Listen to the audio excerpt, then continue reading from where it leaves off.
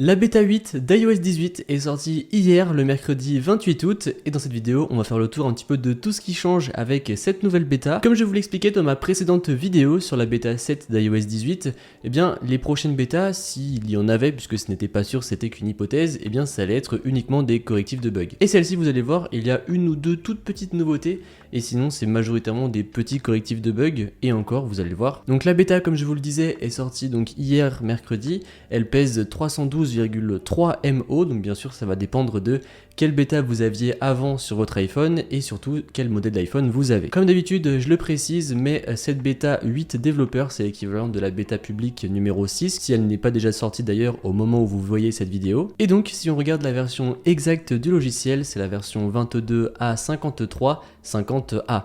Donc on reste toujours à la lettre A, donc ce qui signifie bel et bien que la prochaine vraie bêta entre guillemets, ça va être la version RC, et on parlera du calendrier juste après. Comme je vous le disais tout à l'heure, en termes de nouveautés, c'est vraiment très léger. Alors il y a simplement deux petits trucs qui ont un petit peu changé, on va dire. C'est que déjà dans le Spotlight, eh bien si vous cherchez par exemple les notes, eh bien vous voyez, on a l'icône Dark Mode maintenant également sur la suggestion qu'il y a juste en bas, tandis que avant, eh bien on avait l'icône toujours en blanc. On va dire que c'est un petit peu plus de cohérence finalement dans iOS 18. Et l'autre petit changement, toujours dans le Spotlight, c'est que si désormais vous cherchez par exemple confidentialité et sécurité, et bien juste en haut dans le meilleur résultat, ça va vous proposer confidentialité et sécurité, et surtout ça va vous donner un mini résumé. Donc là vous voyez le réglage confidentialité et sécurité se trouve dans l'application réglage, ça va nous amener directement dessus, et là ça va nous proposer après le résumé. Mais avant il n'y avait pas ce petit résumé qu'on avait dans le Spotlight, on avait simplement une grosse bannière avec écrit confidentialité et sécurité. Sinon si on regarde sur le patch note, et bien il y a rien qui change par rapport à la bêta 7 qu'on avait juste avant.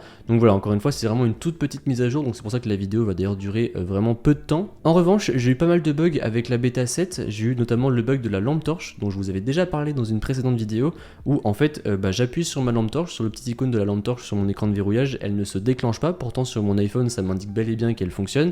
Et pareil quand je fais la même chose avec le bouton action de mon iPhone, et bien parfois la lampe torche ça me dit qu'elle est allumée alors qu'en réalité non. Donc là du coup depuis le redémarrage de l'iPhone, depuis que j'ai fait la mise à jour, forcément ça marche, mais souvent ça arrive quelques jours après. Donc à voir après si ça fonctionne bien avec cette bêta 8. Et d'ailleurs n'hésitez pas vous à me dire dans les commentaires si c'est également un bug que vous avez, puisque c'est vrai que moi ça dure depuis maintenant quelques bêtas, donc j'espère sincèrement qu'il sera corrigé avec l'arrivée prochaine d'iOS 18 en version RC. Donc voilà, sinon c'est tout pour cette bêta 8. En revanche on va pouvoir désormais parler un petit peu de calendrier, puisque vous le savez cette semaine Apple a lancé les invitations pour la keynote qui se déroulera le 9 septembre. J'ai d'ailleurs fait une vidéo sur le sujet, donc je vous la mettrai dans la description si jamais ça vous intéresse. Et donc pour nous, ce qui nous intéresse c'est bien sûr iOS 18, et donc en termes de planning, ce que ça devrait donner c'est qu'on ne devrait rien avoir la semaine prochaine logiquement, et on devrait avoir logiquement la RC la semaine de la conférence. Du moins tous les avis convergent vers ça, et iOS 18 devrait sortir le lundi d'après, donc on sera du coup le lundi 16 septembre. Comme ça laisse à Apple le temps d'incorporer les dernières fonctionnalités d'iOS 18 avec ce qui va être annoncé avec les iPhone 16, etc.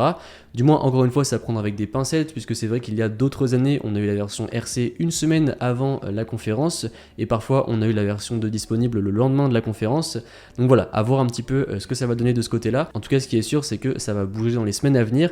Bien sûr moi je vous tiendrai au courant sur la chaîne, en plus comme je vous le disais dans la précédente vidéo, je serai au Japon pendant ces divers événements Apple, donc je pense que je vais mêler un petit peu les vidéos où on parle justement de tout ça avec quelques petits plans du Japon, comme ça pourrait être sympa, et puis ça change tout simplement un petit peu de ce qu'on fait d'habitude. En tout cas voilà pour cette bêta 8, n'hésitez pas vous à me dire ce que vous en pensez dans les commentaires, et moi je vous dis à bientôt dans une prochaine vidéo. Allez, salut!